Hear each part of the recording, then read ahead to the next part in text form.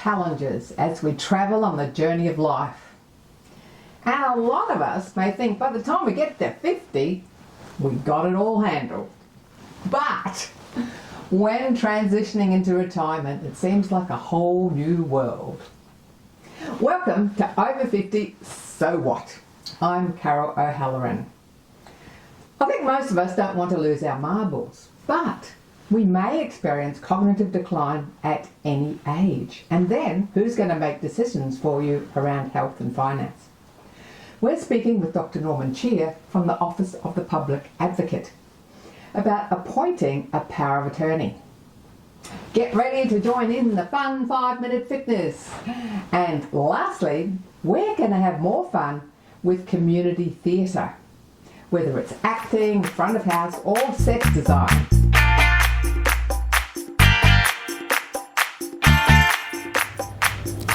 We may expect to live into our 80s and beyond in perfectly good health.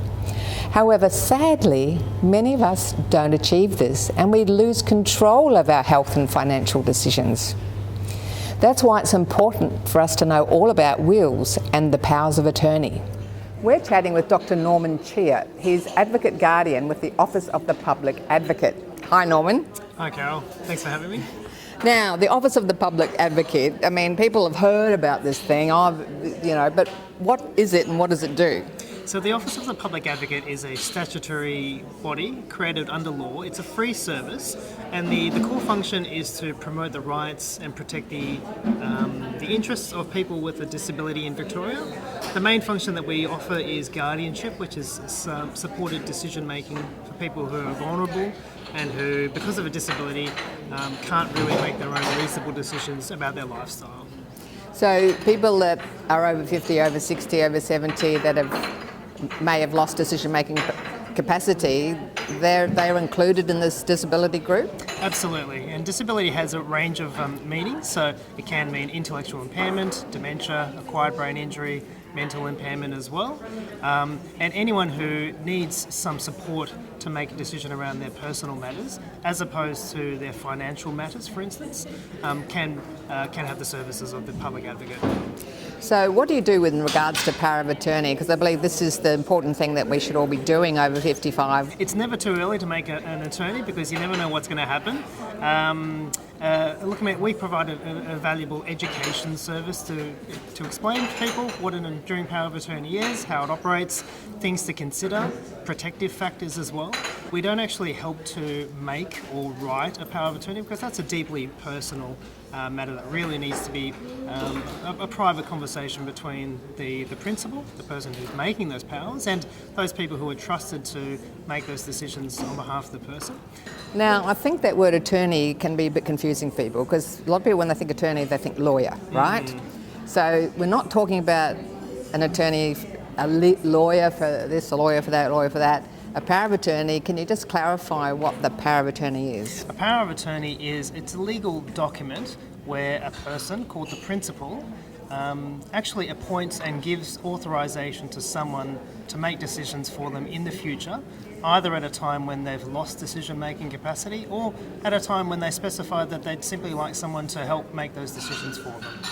Yeah, so it can be a family member, it can be a friend, it doesn't have to be a solicitor or an accountant or anything. No, it doesn't have to be a professional. It can be someone, and ideally it's someone who knows the person well and who's got a good relationship with them, and above all, someone who's trusted to undertake that very significant responsibility.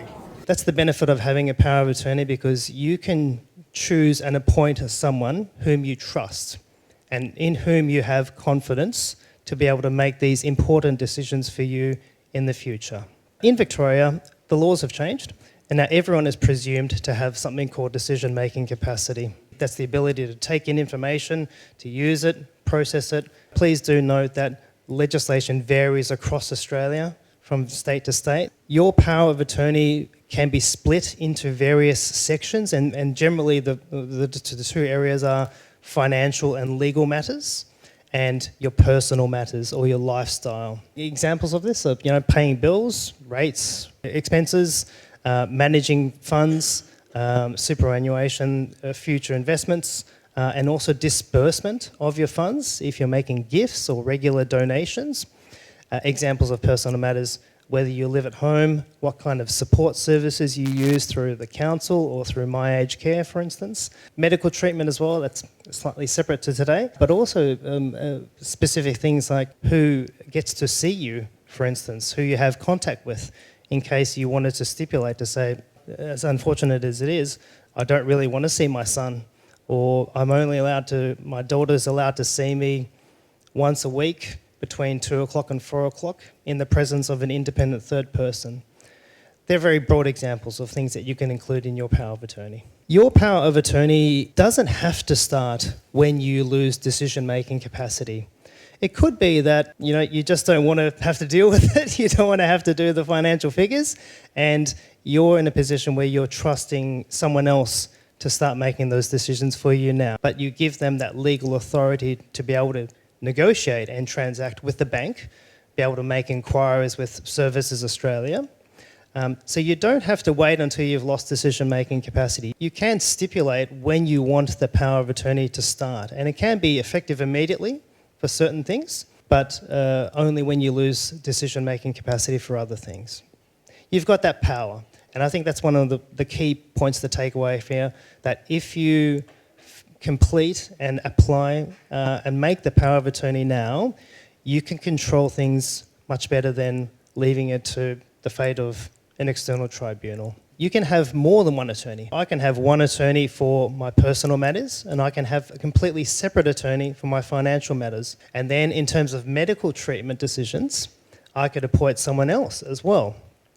There are combinations that you can use for appointing a person as an attorney. You can either appoint them jointly, which means they have to make the same decision together. There can't be any disharmony or any difference in their decision. You can appoint them jointly and severally, where they can make some decisions together, but also they can make some decisions separately. You do need to think carefully about who your attorney is going to be, because they need to fulfil a lot of the criteria to be accepted as an attorney as well.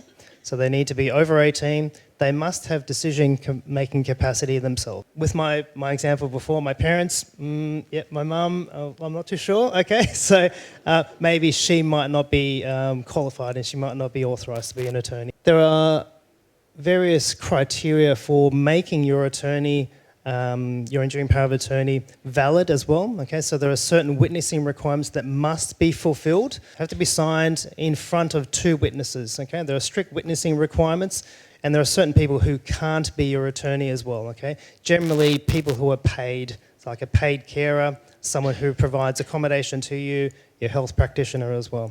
It's unfortunate, but you've heard stories from Current Affair and what have you as well, people being taken advantage of, and despite the best plans that we have, sometimes things go wrong. Someone whom you thought you could trust suddenly gets dollar signs in their eyes, and they start thinking, I can maybe just take a little bit of money here and there, and no one will know because no one's keeping oversight as well. Maybe your attorney's just too busy and just says, yep, just do whatever, okay, that's fine. Maybe they don't respect your wishes. There are lots of steps that you can take to try to protect yourself against that, because you don't want to just make an enduring power of attorney with a blank cheque as carte blanche and give that person authority to do whatever. You can place limits and specific conditions on the actions, on the decisions that your attorney makes. So once people have their powers of attorney in place, can they contact you for further advice? They definitely can. I mean, just because you've made a power of attorney, it doesn't mean that there mightn't be problems or any kind of queries or concerns. So our office can be contacted at any time, not only by the principal, by the person who made the attorney, but also by any of the people who are around them, other concerned family members if they've got questions. So they can contact our office anytime. Well, thank you so much for this great session today. It's been lovely to meet you and the team, and you're doing amazing work. So if someone wants to find a legal centre near them to get some assistance, they can go to... They can go to the Federation of Community Legal Centres, who will have all of the contact details for all the community legal centres around, or you can go to the Legal Aid Commission in whichever state you're in Australia, and you can find out also where you can get legal advice.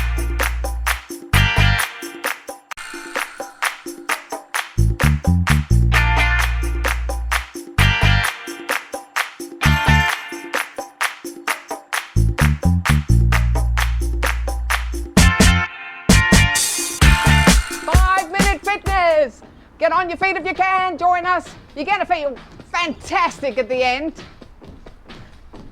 And today we're going to do some interesting ones for your brain. Walking this way. Turn around. And around. And again. Don't forget to make sure you've got clear space on the floor. That's it. Nothing. This is so easy, isn't it? Just walking side to side. We'll just do it once more for confidence. And back. Okay, hold it here. And we go front, together, side, together, back, together. Walk, walk, walk, walk. Front, side, back, and walk, walk, walk, walk. Front, side, back, and walk. Front, side, back. We're going to do it slowly, a bit more so you get it used to the move. Last time, slow. Front, side, back, and now we do it fast. 2 walks. Front, side, back, walk, walk. Front, side, back, front, side, back. You might want to say it with me. Back, walk, walk. Front, side, back, walk, walk. Front, side, back, walk, walk. Front, side, back, walk, walk. Front. We got it? Front, side, back, walk, walk. Front, side, back. 2 more. Last one. Walk. Walking around. You can take big ones if you like. Again, this is a rest for your brain, this one. She knows what's coming next. Okay, hold it there. Thighs, cross, thighs, shoot. Thighs, cross, thighs, shoot. Thighs, cross, thighs, shoot. Thighs, thighs, cross, thighs, shoot. Thighs, cross. Okay, are you ready to go faster? Are we ready? Yeah. Let's go. Thighs, cross, thighs, shoot. Thighs, cross, thighs, shoot. That's it.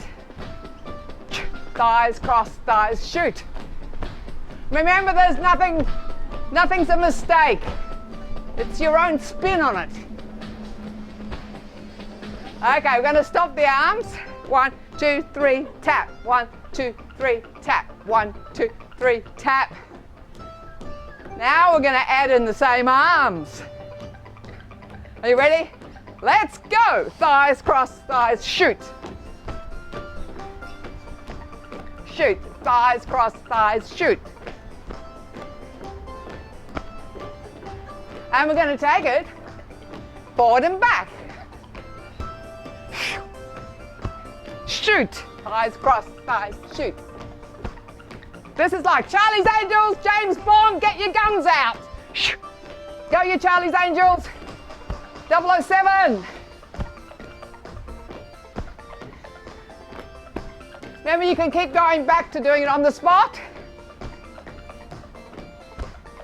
Or even doing it without the walking.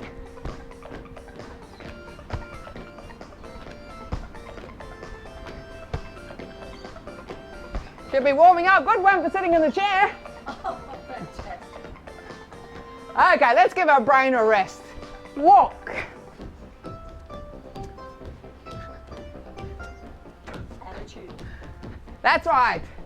Exercising with attitude. Aging with attitude. Back.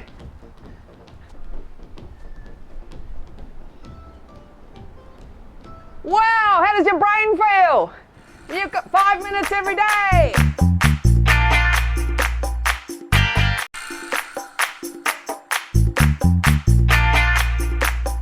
Have you thought about trying your hand at acting? Or maybe some other aspect of community theatre? Well, when I grew up, my mum was doing props. So for years and years we'd have props around the house. She'd be researching and she'd be making so many artificial flowers, because that was before the $2 shop when you had plastic flowers. Well, today we're going to look at the multiple roles within community theatre. We're here today with the Mornington Theatre Company and we're chatting to Life member Martin Gibbs. Hi Martin. Hello. So tell us about being a Life member. I've been involved in the company for a hell of a long time, although I got my Life membership 30 odd years ago. So you've been a member for 30 years? I've been a member since 67. Wow. So you would have been working full time when you started? Absolutely, yes. I don't know how I did it. No. But we find time. Yeah. So back in 69, were you doing the set design like you're doing now, or were you doing a bit of everything? Back in 69 I was a young man, and in those days, if you wanted to meet the opposite sex, join a theatre company. Did you do a bit of acting in that yourself, or did you? I started off with a one-line part and stage managed my first production, and it just grew. Once you're on the stage for the first time, you can't help yourself. You're hooked. But you're involved in the set design primarily, is it? Set design, construction, directing. I've directed 50 shows. So I was working it out the other day that I must have designed more than 200 sets in that time. So Jeepers. Yes. So you've actually been with the Mornington Theatre Company that whole time, or have you been with other amateur theatres? I've done stuff elsewhere, but I've stuck with Morty. So this theatre company was started prior to 69? It was started in 1945. Okay. It's 79 years old this year. It was started by a group of people, English migrants actually. We do actually have one member that was involved in those days, still alive. Jeepers. We meet up quite regularly to have a beer and a meal. Wow. So today we're at a rehearsal. Now with the set design, can you tell the viewers what's involved with set design? And today we're sort of basically laying out the set as it will be at the night. Yeah, I didn't do this set. Another person did the set. What they do, they come up with the layout and everything, and then I make it work to fit our modules, our set modules. So if someone hasn't had experience in set design or set construction or costume or managing lights or stage management or any of those outside roles other than the acting, they've got no experience, but they'd like to get some experience, are they able to come along and just help whoever's looking after that area? Yeah, yep. My assistant at the moment was exactly how that happened.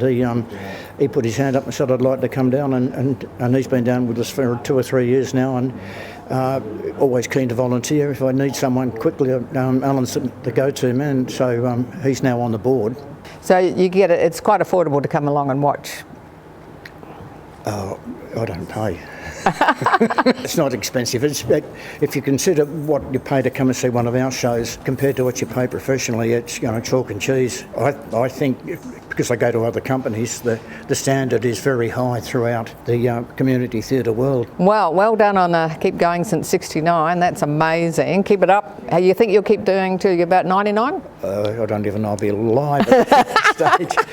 Yeah, well, I'll try. Okay, awesome. Marjorie, how did you find Veronica's room? Well, I was pretty surprised, but it was fantastic. The actors were just brilliant. She was kind of downhearted at the end, I guess. That's not downhearted, that's anguished. Well, can you blame them? So you're a member of the Mornington Theatre Company? Yes, I do front of house with my RSA, so I'm actually qualified to pour wine. I've been a member doing front of house for quite some time now. So why are you so passionate about community theatre? I just like the vibe that it has, and I had done backstage and done some other work in theatre, but not at Mornington. But it's great, it's invigorating, and it's lovely with open house, the lights go up and it's really super. It's great to be involved, you never know where it's going to spin off. And I did have a small part in a play once, and that was just from being, out in the front and being a bit mad and saying, I've got a part for you. So you never know where it can spin off to, really. But it's great just to be involved and just to have people welcomed and being part of the theatre scene. It's good. Come on, I'll make you nice and comfortable downstairs. I'll even give you a shot of Irish whiskey. What do you say to that? So Brett, tell us about your acting background. So I've been acting since I was 16. I act professionally as well. So I'm shooting Neighbours tomorrow, for example. I do a lot of this for the joy of it, and because you get to meet a lot of people. I usually work on projects I'm passionate about, because doing a play like this is not necessarily something that's going to be professionally done, so not something I'm ever going to be able to do and get paid for. Quite frankly, I often enjoy community theatre more than when it's a paid gig. With this, it's shorter. You bond with the cast really quickly. Everyone's doing it out of the love of it, including the crew and director. It's a more joyous experience quite often, no matter how dark the play is like this one. So what would you say to someone to encourage them to get involved in community theatre? You have a look at those websites, you join those Facebook groups, see what's going on. Certainly get out and see stuff, because you start learning about the types of companies that are out there. They'll often have their own feel about how they approach things, and some do things better than others. So you'll get a sense of the type of group you want to work with. Just familiarise yourself with, directors, other actors that are out there.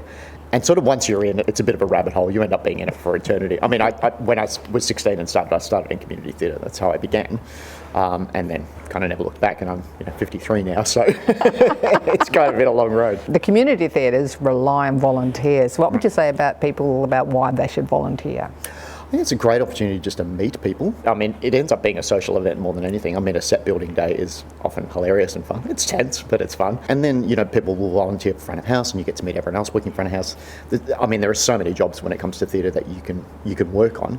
And I would say just sort of come in and meet some people and try different things. There's a lot of things you can help out with, and who knows, you might find a passion. So what about people who have no acting experience are thinking, well, maybe I could try just doing a small part? Yeah, there are certainly some plays out there where there is, some walk-on roles here and there that have a few lines. In fact, Mordial at this company did one at the beginning of the year, and there was a character, for example, who only appears in, it says about probably 5 or 10 lines, and it's really only probably in the first 10 or 15 minutes of the play, and then the rest of the time he helped out backstage, but he was loving doing that. So, you don't know until you try it.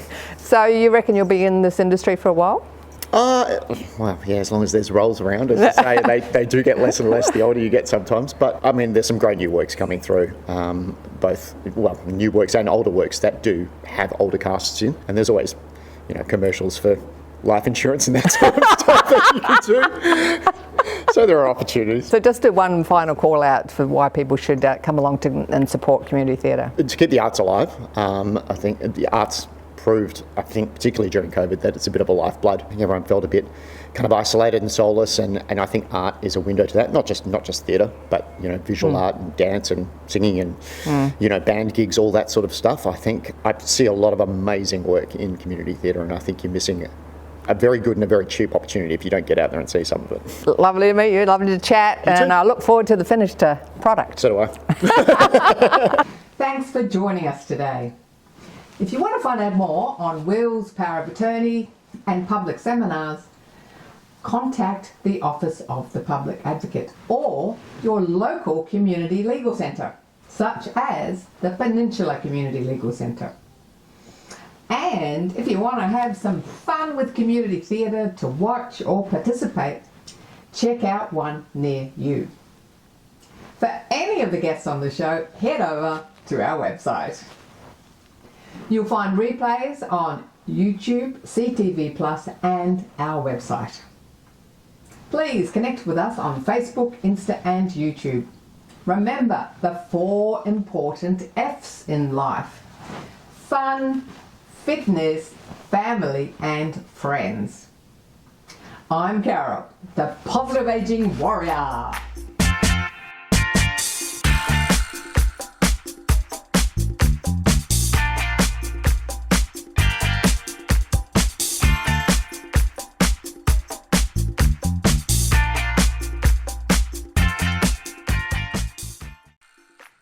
Thanks for watching our TV show. Be sure to hit subscribe and then you'll never miss an episode. Jump on Facebook, join our group, get in on the fun, fitness, wellness and inspiration. I'm Carol, over 50, so what?